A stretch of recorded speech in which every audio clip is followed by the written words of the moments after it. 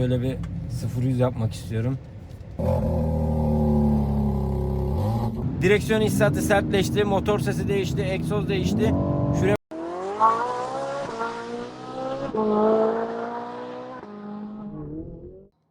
Selamünaleyküm arkadaşlar. Hepiniz videomuza hoş geldiniz. Almanya'nın bugün sıcak ve güneşli havasında bu makineyle birlikte size incelememi yapacağım. Aracımız BMW X4M Competition.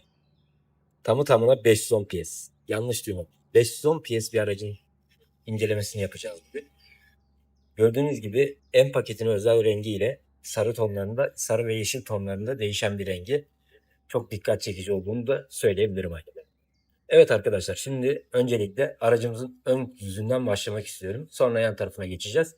Bu arada bugünkü videomuzdan sakın ayrılmayın. Gerçekten çok heyecanlı bir araç bu. Hepimizi heyecanlandıracak. Şimdi aracımızın ön yüzünden başlayalım isterseniz. Gördüğünüz gibi BMW'nin ikonikleşmiş ızgara yapısı bu aracımızda da bulunuyor. Tabii ki büyük bir şekilde konumlandırılmış. Aynı zamanda piyano bilek olduğu için tamamen aracı bambaşka bir yüzü varmış gibi gösteriyor. Yani tamamen şöyle söyleyeyim. X4 ile Competition'ın arasında çok fazla fark olduğunu siz de göreceksiniz zaten. Evet, ızgaramızda burada bir X4M Competition logomuz var. Aynı zamanda ızgaranın büyük olması, yani içindeki canavarı soğutabilmesi açısından daha iyi diye düşünüyorum. Hemen yanından ayrılmadan far çeşitlerine geçelim. Farlarımız yine içinde gündüz ledleri keskin çizgiler şeklinde konumlandırılmış ve BMW led aydınlatmaları da bulunuyor. Gölgeleme vesaire hepsini yapabildiğini söylüyor. Aracın ön yüzünün agresif göstermesini sağlayan tamponuna geçelim. BMW X4'ün tamponuyla bambaşka farklılıklar var diyebilirim. Şöyle size göstermem gerekirse aracımızın tamponunda piyano bilek detayları konumlandırılmış ve kocaman hava menfezleri de freni ve motoru soğutması için konumlandırılmış.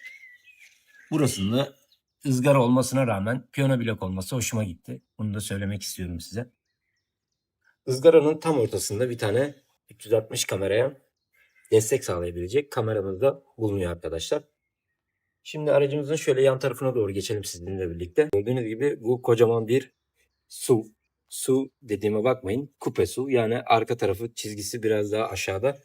BMW'nin uygulamış olduğu sportif yapıya destek sağlamış.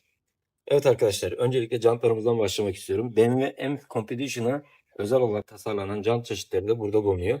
Jant lastik ebatlarımızda 255, 40, 21 olarak seçilmiş bu aracımızda. Sonrasında yan tarafına doğru yaklaştığımızda yine keskin çizgiler bizi karşılıyor kapıda. Marşpiyer'de olsun. Şöyle yandan baktığınızda birkaç tane çizgiyi bir arada görme imkanınız bulunuyor. Yine burada bir M logomuz bulunuyor. Bu da gayet şık. Aracın tasarımına uygun olarak tasarlanmış. BMW'nin M paketine uyarlı yarasa ayna kapaklarımız, aynı zamanda kamerası da burada konumlandırılmış. Gayet şık duruyor. Aracımızda anahtarsız giriş sistemi bulunuyor. Keyless Go diyebiliriz. Her türlü girip çıkabiliyorsunuz. Arka kısımda da aynı şekilde mevcut. Evet, yan tarafından bahsetmek istediklerim bunlar arkadaşlar. Arkasına geçelim. Sonra aracın iç kısmına doğru ilerleyelim yavaşça. Sizi de sıkmadan aracı incelemiş olalım. Evet arkadaşlar, şimdi aracın en heyecan verici yerine, yani arkasına geçmiş bulunuyoruz. Bu arada ben arkasını daha çok beğeniyorum. Önü ne kadar sportifse arkası da bir o kadar sportif olduğunu söyleyebilirim arkadaşlar. Evet, şöyle stop aydınlatmalarından başlamak istiyorum. 3D ve karartılmış bir stop kullanılarak aracın daha agresif gözükmesini ve renk uyumlarına destek sağladığını da söylemiş olayım. Sonrasında şöyle üst tarafına geçtiğimizde BMW'nin en paketlerinde kullandığı ince ama bir o kadar da aerodinamiğe katkısı bulunan spoilerımız bulunuyor. Bu spoiler aracın hız sürüşlerinde rüzgarın buradan basmasıyla birlikte arabanın kalçasını yere oturtturup daha bir iyi yol tutuşu size sunduğunu söyleyebilirim. Yine üstte de minik spoiler detayları da burada konumlandırılmış. Bunlar da aracın aerodinamik ve sportif görünüşüne destek sağladığını söylemiş olayım. Sonrasında tamponuna geçtiğimizde tamponumuzda iki ayrı renk bulunuyor. Yine ön tarafta bulunan piyano plak detayları burada da aynı şekilde konumlanıyor. Evet arkadaşlar, burada bir gördüğünüz gibi aracımıza tamamen böyle sportif canavar gibi bir difüzör konumlandırılmış. Aynı zamanda iki diğer tarafta gerçek sese sahip olan, gerçek motor sesini duyabileceğiniz egzoz kafalarda bulunuyor arkadaşlar. Burada da bir kameramız var. En önemli detay işte burada arkadaşlar. BMW X4 M Competition. En önemli detay burası. Yani genelde insanlar burayı görecek. Ön tarafı değil, burayı görürler genelde. Sonrasında aracımızın arka tarafında anlatabileceğim başka bir detay bulunmuyor. İçini inceleyelim. Sonra da en efsane olan sürüşe geçelim.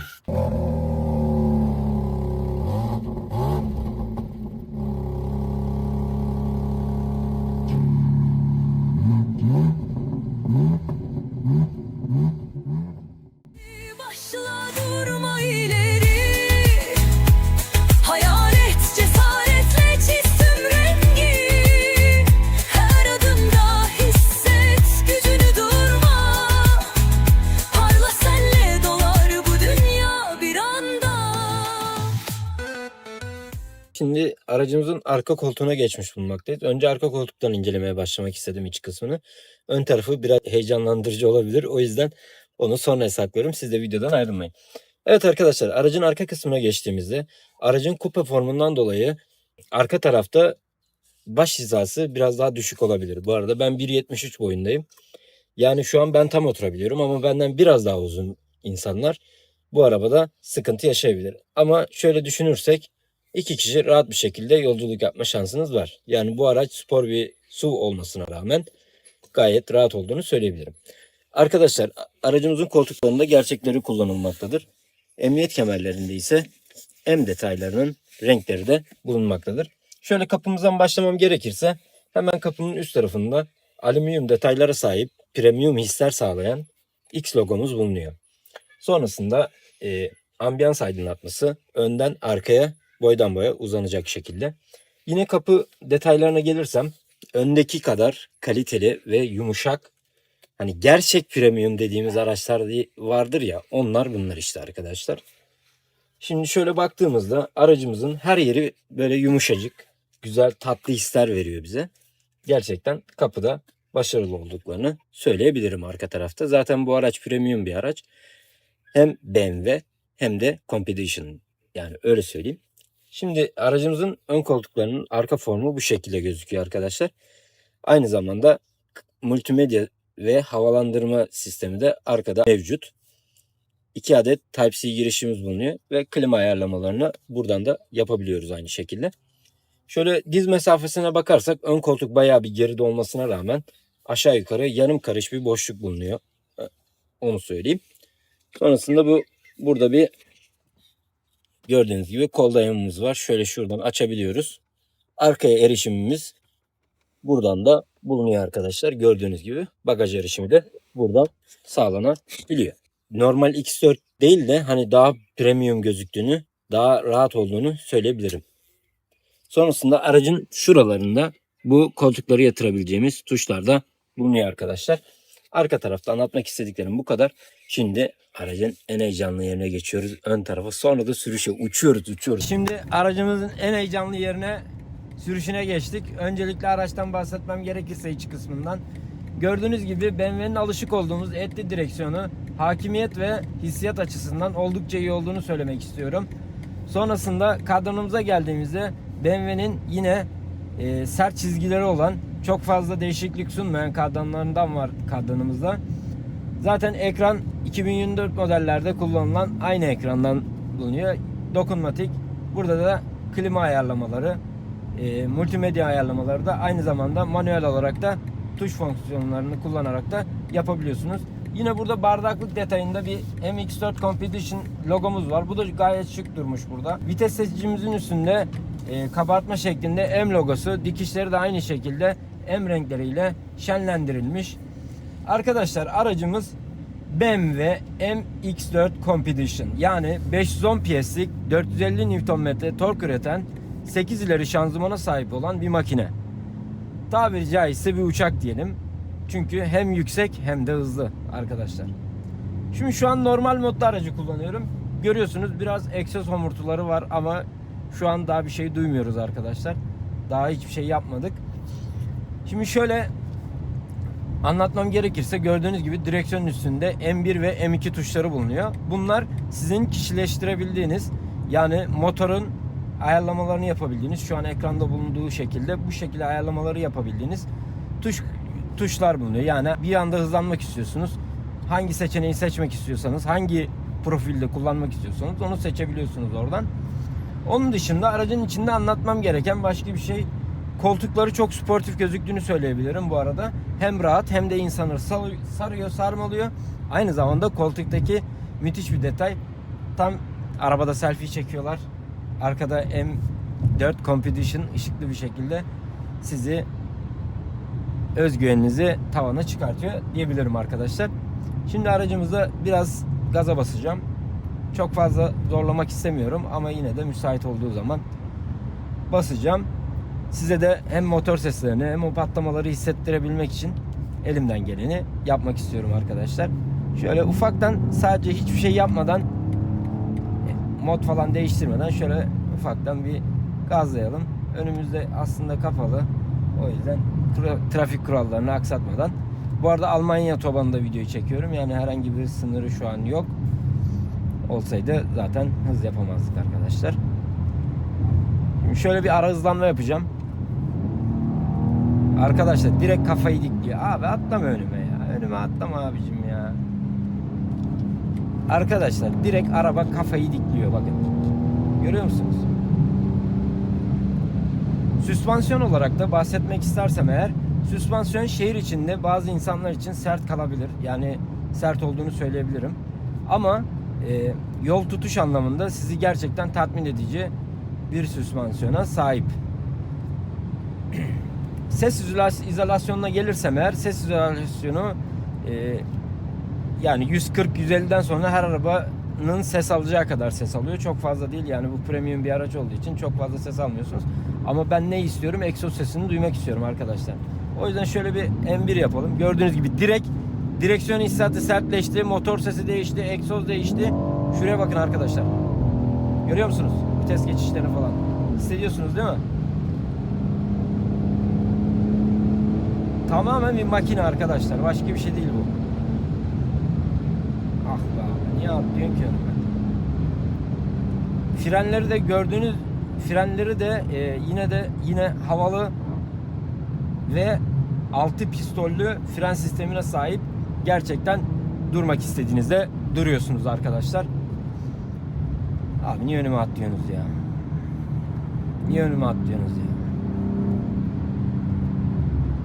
Arkadaşlar yine pedal shiftlerimiz de bulunuyor burada. Onlar da gayet hiç gecikmesiz çalıştığını söyleyebilirim.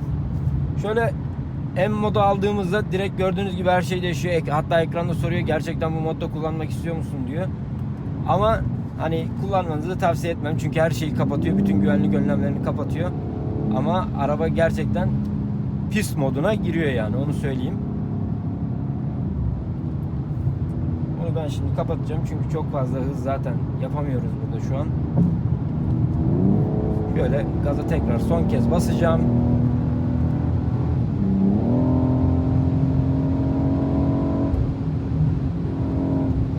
Arkadaşlar gerçekten inanılmaz bir hızlanması var arabanın. Hissiyatı vesaire gerçekten hani böyle SUV değil de süper sport bir otomobilin içindeymişsiniz gibi hissediyor. Hani gerçekten hızlı bir araba bu. 510 PS, 450 Nm tork üretiyor. 8 ileri vites ile bizi destekliyor. Araç gerçekten muazzam. Gerçekten muazzam arkadaşlar. Öyle arkadaşlar. Bakın arkadaşlar direkt şöyle M modu alınca direksiyon hissiyatları direkt sertleşiyor. Görüyor musunuz arkadaşlar nasıl hızlanıyor araba?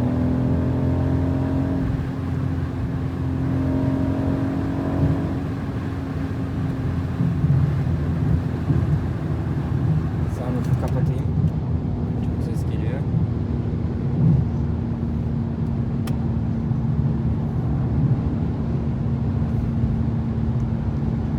Arkadaşlar benim konuşmama gerek yok. Araba kendi konuşuyor zaten.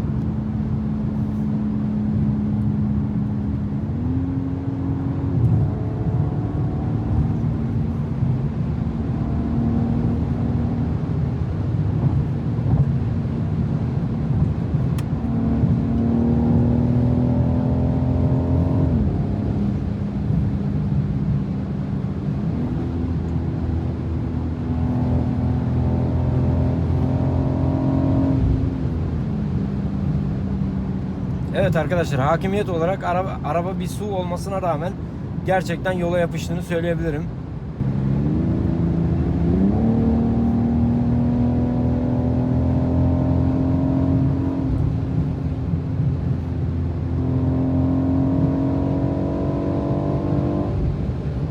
Arkadaşlar gerçekten araba uçuyor ya. Gaza basmanız da uçması bir oluyor. Zaten 0-100 aracın 3.8 fabrika verisi, ama gerçekten bunu başardığını söyleyebilirim. Bu duyguyu yaşamanız lazım. O şekilde anlayabilirsiniz ancak. Ama çok sevdiğimi söyleyebilirim. Yakıt konusuna gelirsek arkadaşlar, hiçbir şekilde bu araçla basmasanız da şehir içinde de sürseniz 2 kademeli, 2 haneli sayılardan aşağı düşmenize imkan yok. Onu söyleyeyim. Normal modumuzu alalım. Yani arkadaşlar kusura bakmayın, aslan besleyen yemini düşünmez yani. Zaten bu araçlar ucuz arabalar değil gerçekten yani. Hem MX-4 hem de Competition, yani bu arabaya gerçekten bedel ödemeniz lazım binebilmek için. İnşallah bize de bir gün nasip olur. Bugün bunu incelemiş bulunduk. Evet arkadaşlar, şöyle bir 0-100 yapmak istiyorum. Durdum, kimse yok.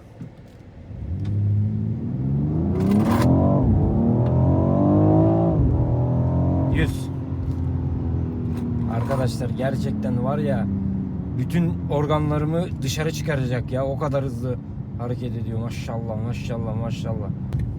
Arkadaşlar bu arabayı zaten daha kanalın ilk videosu olarak incelemiştim ama çok detaylı değildi. Hem araba radar dönemindeydi hem de fazla yüklenememiştik.